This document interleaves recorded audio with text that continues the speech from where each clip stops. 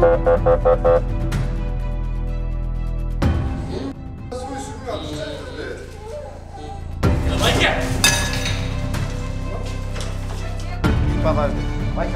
cezası varız. Ceza varız. Sen benim ne soruyorsun?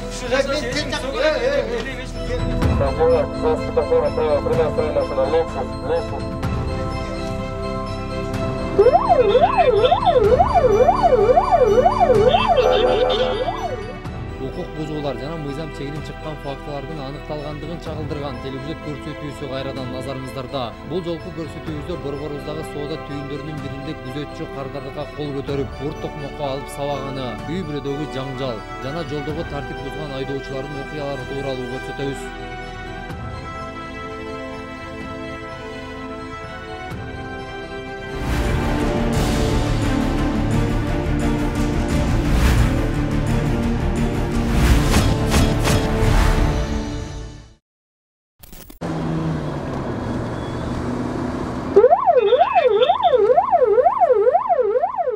Ал эми бул автоунаа рейд учурунда патрулдук милиция кызматкерлери тарабынан токтотулганда ал токтобой жолун улап кете берген. Өзүңүздөр көргөндөй бир эмес, эки жол чырактын кызыл түсүнө өттү.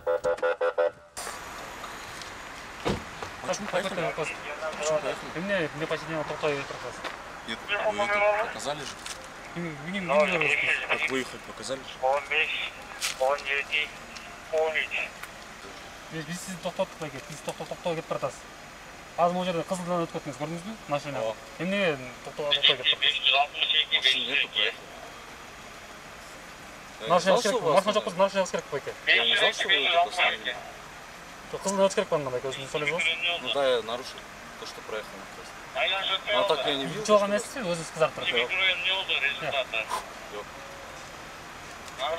Протокол оштырамыз, непочтение qizil tasma. Серьезно? Артыңыздан қуды, сүйлеп баратасыз, громкий говорить тура.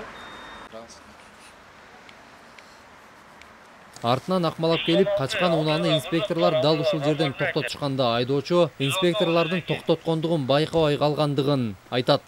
Айдоочуга кетирген кемчилиги түшүндүрүлүп, ага протокол түзүлдү.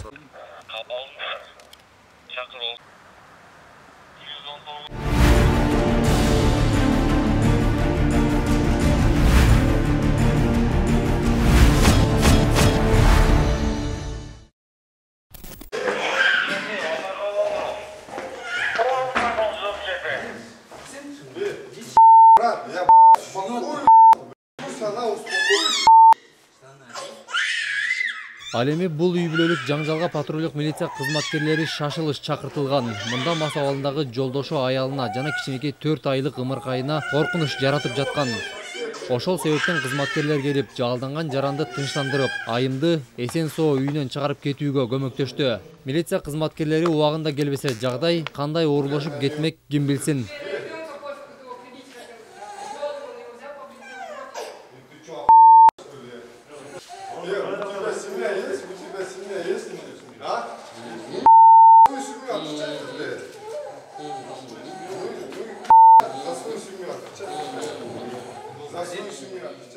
Айым оокаттарын ырастагыча милиция кызматкерлеринин бири ачуусу келип турган жаранды тынчтандырса, бири 4 айлык ымыркайды сооротуу менен алек. Жумуш деген жумуш. Милициянын жумушу кандай оорчулук, кандай шарт болбосун жарандарга жардам берүү, мыйзамдуу талаптарды сактоо.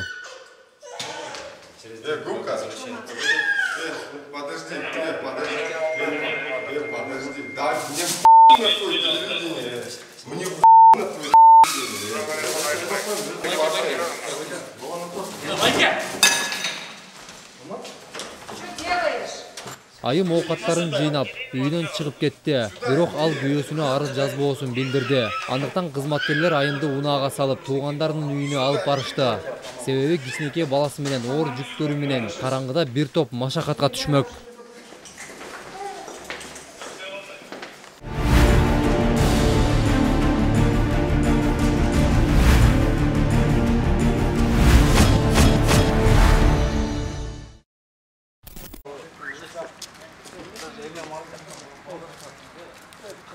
İyiyim sağladı. Hayır. Бишкек шаары Глобус гипермаркети жүзеки кызматына белгисиз жаран жогорудагы соода түйүнүнүн күзөтчүсү аны сабап бир топ кемсинткендиги тууралуу билдирүү жасаган. Айтылган дарекке патрулдук милиция кызматкерлери келип, окуяны териштире башташты.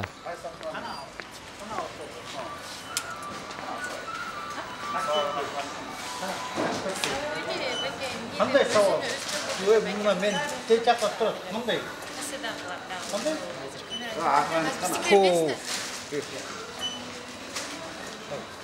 Ne oldu Ayken? Men tekaqdan soda qilib kelatsam, buna. Sen mi?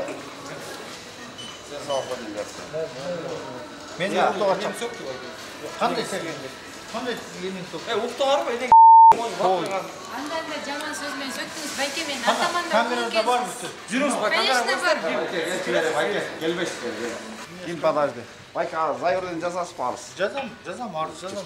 Да, паспортыңыз бар жаныңыз. Бар, жанында не бар? Өзіне чапсалды. Сіз өзіңіз правосудие деп айтпайсыз ше? Жауап салдым, мойнына аламын. Мойна аласың ба? Мен соққан жоқпын. Ким мойнына, братан ұқтың ба? Қанша іште тоқтамыз. Жагдай тууралуу түшүндүрмө бере турган болсок, бул күзөтчү менен кардардын ортосундагы түшүнбөстүк пайда болуп, сөз учугу урушка айланганда, жогоруда өзүңүздөр уккандай күч колдонууга чейин окуя өнүккөн. Барасың да аяққа бармайсың, еш жақтан. Қандай жұмыстан? Сен түспен арыз жасап отпайын.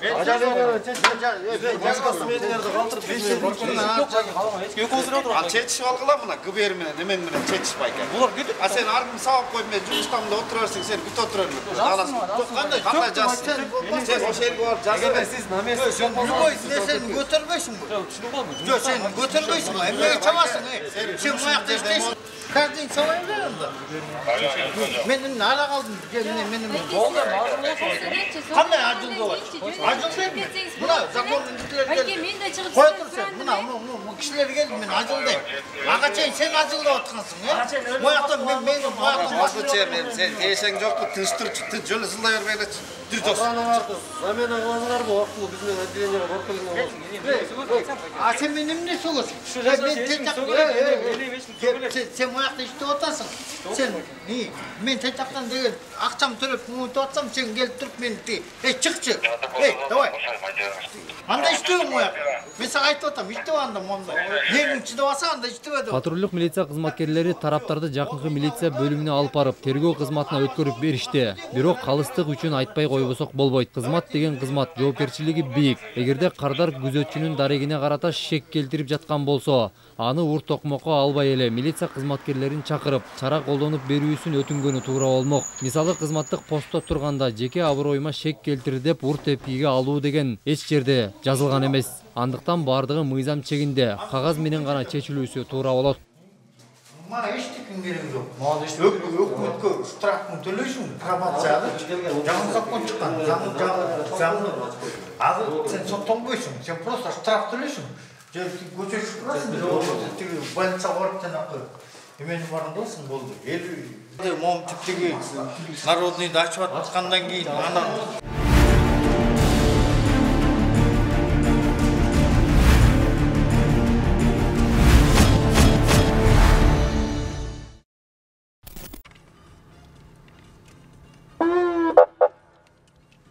Кадиллак, за светофором право, прямая строя машина, Lexus, за светофором право, прямая строя Ал эми бул автоунаа жол чырактын тушундагы токтой турган сызыктан ашып кетти. Аны кызматкерлер токтотушуп, ага тийиштүү протокол түзүштү.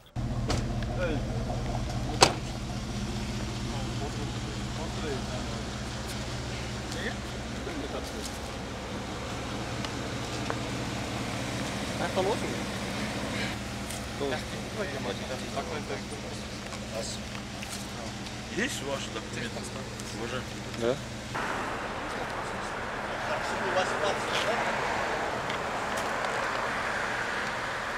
Жоқ, мен не... Стоп-линия, не, жазу бересің стоп-линия. Жоқ, тұрды, нарушение емес. Фиксация. Жетішпей қалдық. Бар. Сен бі? Камера. Мейлі, брат. Сен хорошо. Сен жұмысың ұлтасын, тартпайлай қойсын. Тартпайлай қойсын мен? Айдоочу кетирген кемчилигин байкабай калдыбы же экиленип жатабы? Айтор тастыктоочу видеону талап кылды. Ага жеринен тастыктоочу видео көрсөтүлдү. Чё, тарткан сен көрсөт. Сон азайтып эле койсунчу бир. Протоколун жазып бер. Көрсөтсөң. Ай, бирок 100 болсун, опра.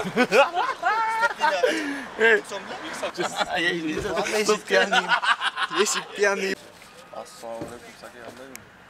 Айтып койсун мен, рейт.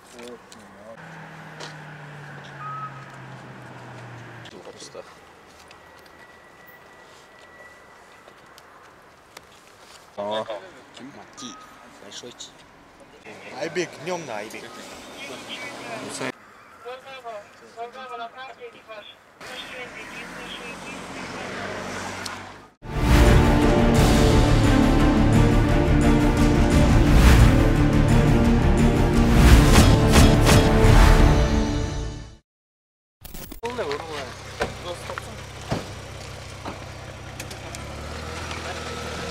Ал эми бул кадрлар 24 май түнү тартылган. Себеби өлкөдөгү кырдаалга байланыштуу. Адамдар көп топтолуусуна тыюу салынган. Ошол себептен патрулдук милиция кызматкерлери кайгуулдап топ болуп турган жарандарга барып түшүндүрүү иштерин жүргүзүшүүдө. Алардын айрымдары коомдук жайда спирт ичимдигин ичип олтурса, айрымдары унаанын музыкасын катуу чыгарып, жакын жашаган жарандардын тынчтыгын бузгандар.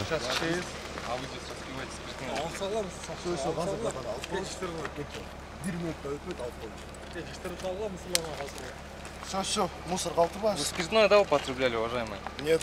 Батырхан. Нет. В ГНД сейчас проедемся для свидетельства. Можно, конечно. Без проблем. И на полюску сразу. Сейчас.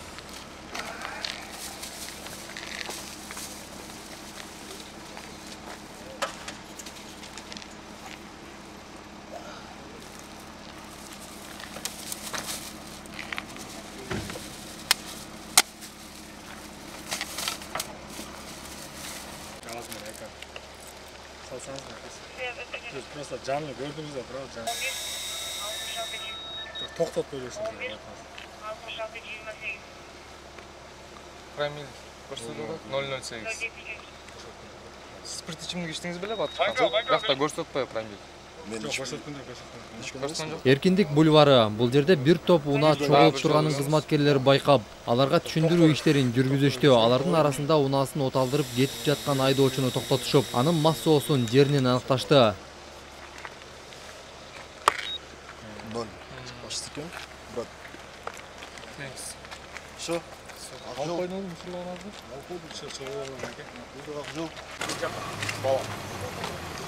Шалайын, а? Не шумит тастар, шуны айтып атчы. Телефонда музыканы койтуп коюш керек. Телефонда onu койт да, жигит. Ал эми бул жерге жаштар тынчтык бербей жатканы тууралуу. Жарандар 102-ге чалып, патрулдук милиция кызматкерлерин чакыртышкан.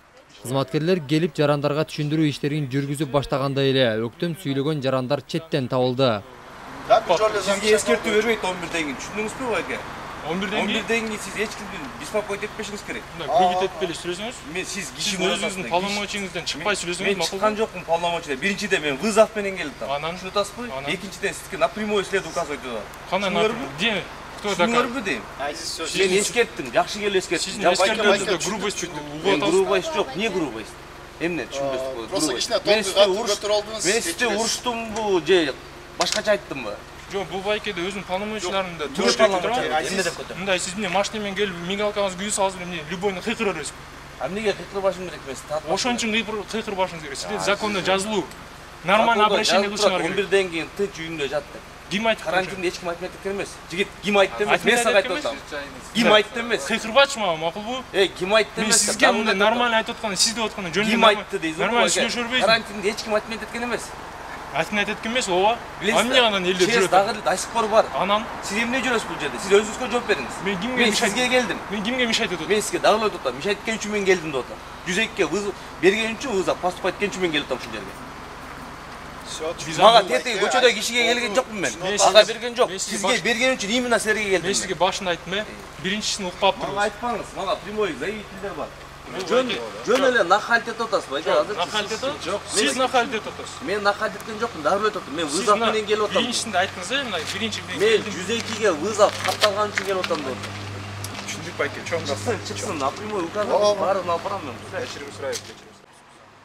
Кызматкерлер аларга бардык жагдайды түшүндүрүп, топтолбой тарап кетүүсүн эскертишти. Ал эми жарандардагы мыйзамдуу талаптарга баш ийип, талаптарды так аткарышты.